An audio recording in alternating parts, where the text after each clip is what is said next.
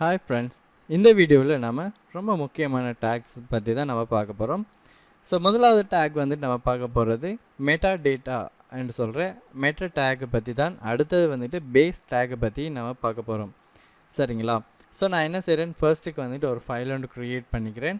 So index.htmlன்னு சொல்கிற ஒரு file ஒன்று க்ரியேட் பண்ணிக்கிறேன். ஸோ HTML, ஸோ இங்கே பாருங்கள் HTML5ன்னு சொல்லி ஒன்று ஆப்ஷன் ஒன்று நமக்கு டிஸ்பிளே ஆகும். அதை கிளிக் பண்ணதும் நம்ம க்ரியேட் பண்ணுற அந்த ஹெட், அதே மாதிரி டைட்டில், அதோடு சேர்த்து எக்ஸ்ட்ராவாக சில மெட்டா டேக் வந்துட்டு இங்கே க்ரியேட் ஆகுது. சரிங்களா? ஸோ இதே நீங்கள் பார்த்தீங்கன்னு சொன்னால் இந்த டாக்குமெண்ட்னு சொல்கிறது, இந்த டாக்குமெண்ட் டைப் பண்ணுறது சொல்கிறது என்ன ஆப்ஷன் சொல்லி பார்த்தீங்கன்னா, நம்மளோட ப்ரௌசர் ஒர்க் பண்ணுறதுக்கு ரொம்ப ஃபாஸ்ட்டாகவே இது ஹெல்ப்ஃபுல்லாக இருக்கும். ஸோ இப்போ நம்ம நம்மளோட ப்ரௌசரில் ஒரு பேஜ் வந்து நம்ம ஒரு ஆள் வந்து நம்மளோட வெப்சைட்டை வந்துட்டு பேஜில் லோட் பண்ணும்போது இது வந்துட்டு HTML பேஜுங்கிறது ஈஸியாகவே அதை அண்டர்ஸ்டாண்ட் பண்ணிக்கும். ஸோ இந்த HTML பேஜ் வந்து லாங்குவேஜ் வந்துட்டு இங்கிலீஷ் பேஸ்டானதுன்னு சொல்கிறத அண்டர்ஸ்டாண்ட் பண்ணிக்கும்.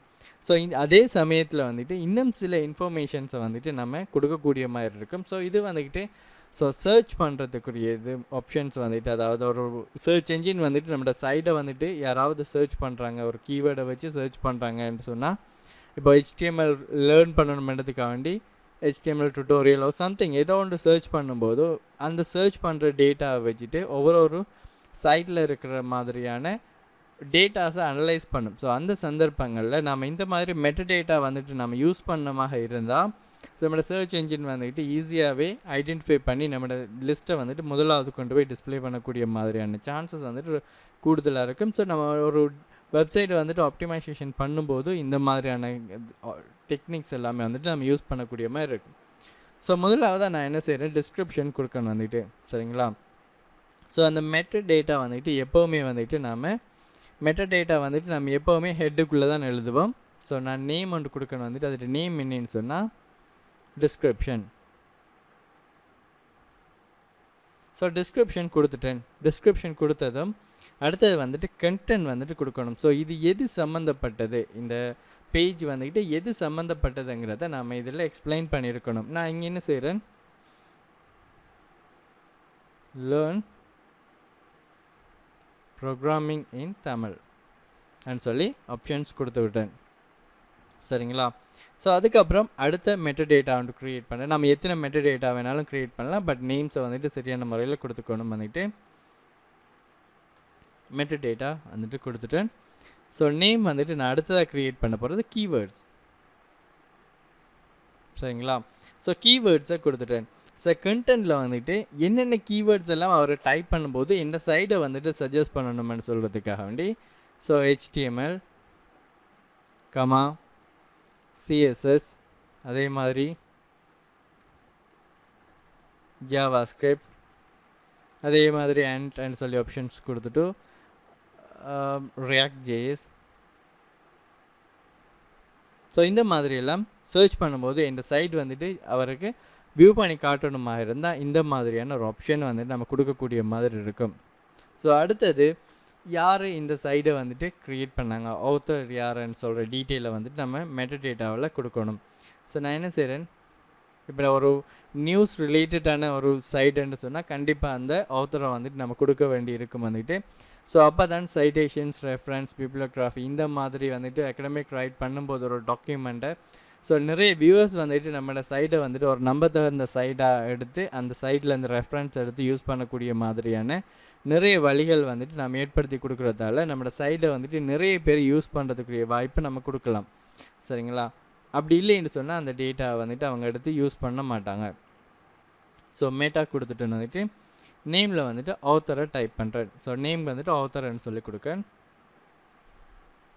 இங்கே வந்துட்டு கண்டென்ட் நான் நீங்கள் என்ன செய்கிறேன், நான் ஆத்தர் வந்துட்டு தமிழ் ப்ரோக்ராமர்னு சொல்கிறேன், நேம் கொடுக்கணும் வந்துட்டு. ஸோ தமிழ் ப்ரோக்ராமர்னு சொல்லி கொடுத்து விட்டேன். ஸோ அதுக்கப்புறம் என்ன செய்கிறேன், முக்கியமான ஒரு ஆள் வந்துட்டு இன்னொரு ஆள் வந்துட்டு நிறைய இடங்களில் யூஸ் பண்ண போகிற வியூ பாட். சரிங்களா?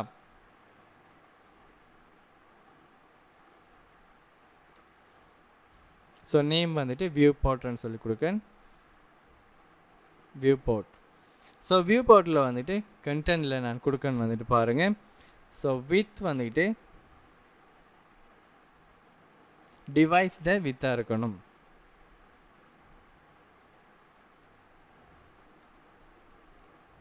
கமா இனிஷியல் ஸ்கேல் வந்துட்டு 1.0 அதாவது 1 இருக்கணும்.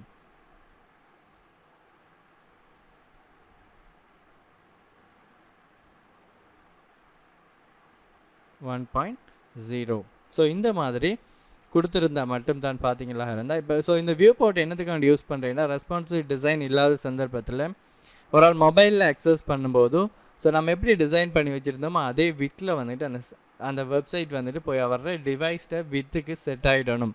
அந்த மாதிரியான ஆப்ஷன்ஸில் தான் இதை கொடுப்போம். இப்போ ரெஸ்பான்சிவ் டிசைன் வந்ததுக்கப்புறம் இந்த மாதிரியான வியூ போர்ட் வந்துட்டு பெரும்பாலும் யூஸ் பண்ணப்படுறதில்ல ரெஸ்பான்சிவ் டிசைனுக்குரிய சைட்ஸில் வந்துட்டு. ஸோ இல்லை வியூ போர்ட் யூஸ் பண்ணாலும் ஸ்கேல் 1 கொடுக்குறதில்ல. ஸோ இது பர்ஃபெக்டாகவே நம்ம இங்கே கொடுத்து விட்டோம். சரிங்களா? இந்த டாக்குமெண்ட்டில் வந்துட்டு நான் கொடுக்கணும் வந்துட்டு மெட்டா டேக் அண்ட் பேஸ் டேக்னு சொல்லி கொடுத்து விட்றேன். சரிங்களா? Okay fine. இப்போ பேஸ் டேக்குக்குரிய ஒரு ஆப்ஷன்ஸுக்கு வந்து நம்ம பார்ப்போம், டிஸ்பிளே பண்ணி பார்ப்போம். ஸோ இங்கே பேஸ் டேக்குங்கிறது நான் என்ன செய்கிறேன், நீங்கள் வந்துட்டு கொடுக்கணும் வந்துட்டு பேஸ்ன்னு சொல்லி கொடுக்கேன். பேஸ் டேக் கொடுத்துட்டேன். இங்கே ரெஃபரன்ஸ் வந்துட்டு கொடுக்கணும். பேஸ் டேக்ட ரெஃபரன்ஸ் வந்துட்டு https www.youtube.com. ஸோ இதுதான் வந்துட்டு அவங்களோட பேஸ் டேக்கில் இருக்கிற ரெஃபரன்ஸ். சரிங்களா? ஸோ கொடுத்ததுக்கப்புறம் இங்கே என்ன செய்கிறேன்டா டார்கெட் _ blank, அதாவது பிளாங்க்ன்னு சொல்கிறது இது என்னத்துக்காண்டி யூஸ் பண்ணப்படுறதுன்னு பார்த்தீங்களா இருந்தால் இப்போ நீங்கள் கிளிக் பண்ணும்போது ஒரு லிங்க்கை அந்த லிங்க் வந்துக்கிட்டு இன்னொரு டேப்பில் ஓப்பன் ஆகி டிஸ்பிளே ஆகணும். ஸோ நான் அதுக்குரிய எக்ஸாம்பிளும் நான் நீங்கள் உங்களுக்கு டிஸ்பிளே பண்ணி காட்டுறேன்னு பாருங்கள். ஸோ அதுக்கு முதல் நான் இங்கே என்ன செய்கிறேன், ஒரு h1 டேக்கை யூஸ் பண்ணி ஒரு டைட்டில் ஒன்று கொடுக்கணும் வந்துட்டு example 4 base tag in HTML சொல்லி கொடுத்து விட்டுட்டு இங்கே அங்கர் டேக் வந்து யூஸ் பண்ணுறேன். ஸோ அங்கர் டேக் வந்து யூஸ் பண்ணிவிட்டு நான் இந்த ப்ரௌசருக்கு போகிறேன். ஸோ ப்ரௌசருக்கு போயிட்டு நான் யூடியூப்பை ஓப்பன் பண்ணுறேன். ஸோ நம்மளோட சைட் வந்துட்டு இங்கே டிஸ்பிளே ஆகிட்டுது. நான் இதுக்குள்ளே போயிட்டு இங்கே நான் என்ன செய்ய போகிறேன், இந்த சைடை வந்துட்டு எனக்கு இங்கே டிஸ்பிளே பண்ணணும். நான் என்ன செய்கிறேன், இதை காப்பி பண்ணிவிட்டு வந்து நான் என்ன செய்கிறேன், இங்கே கொடுத்து விடுறேன். ஸோ நான் இங்கே வந்து இந்த வீடியோட லிங்க்கை வந்துட்டு என்ன செய்கிறேன், காப்பி பண்ணுறேன். ஸோ காப்பி பண்ணிவிட்டு இங்கே வந்து என்ன செய்கிறேன், பேஸ்ட் பண்ணுறேன். இதில் இந்த லிங்க்கில் வந்துட்டு நான் இங்கே பேஸ்ட் பண்ணிவிட்டேன். ஸோ பேஸ்ட் பண்ணி விட்டதுக்கப்புறம் நான் இங்கே டைட்டில் வந்துட்டு கொடுக்கணும் வந்துட்டு என்ன செய்கிறேன், அங்கே டேக் இன் HTML என்று சொல்கிறேன். இந்த டைட்டில் நான் என்ன செய்கிறேன், இங்கே நான் கொடுத்து விடுறேன். ஸோ கொடுத்ததுக்கப்புறம் நான் அந்த இண்டெக்ஸ் ஃபைலை ஓப்பன் பண்ணுறேன்னு பாருங்கள், இங்கே டிஸ்பிளே ஆகிருக்கு. ஸோ நான் இந்த ஃபைலுக்குள்ளே போயிட்டு இதை நான் எடுத்து விடுறேன். ஓகேங்களா? இப்படி நான் என்ன செய்கிறேன், இதை கமெண்ட் பண்ணி விடுறேன். அப்படின்னா கமெண்ட் பண்ணுறதுக்கு நான் என்ன செய்கிறேன், வேறு எதுவும் இல்லை, கண்ட்ரோலோட // கிளிக் பண்ணிங்களாக இருந்தால் உங்களுக்கு கமெண்ட் ஆப்ஷன்ஸ் வேலை செய்யக்கூடிய மாதிரி இருக்கும். இப்போ நான் இதை கமெண்ட் பண்ணி வரேன் அப்படின்னா நம்மளோட இந்த பேஸ் டேக் வந்துட்டு இப்போ ஒர்க் பண்ணாது. சரிங்களா? அப்போ நான் இங்கே போய் ரீஃப்ரெஷ் பண்ணிவிட்டு கிளிக் பண்ணுறேன்னு பாருங்கள், அதே சைடில் எனக்கு இங்கே லோட் ஆகிருக்கு. சரிங்களா? அதே சைட் ரீடைரக்ட் பண்ணப்பட்டிருக்கு. இன்னொரு டேப் ஓப்பன் பண்ணாமல் அதே டேப்பில் என்ன செய்திருக்கு, இவன்ட யூடியூப் சேனலுக்குரிய லிங்க்குக்கு போயிட்டுது. ஸோ நான் இப்போ என்ன செய்ய போகிறேன்னு பாருங்கள், அதுக்கு பதிலாக நான் இந்த யூடியூப் லிங்க்கை வந்துட்டு இதை ரிமூவ் பண்ணி விடுறேன். இங்கே பாருங்கள், இதை நான் ரிமூவ் பண்ணி விடுறேன். ரிமூவ் பண்ணதுக்கப்புறம் இப்போ போய் ரீஃப்ரெஷ் பண்ணிவிட்டு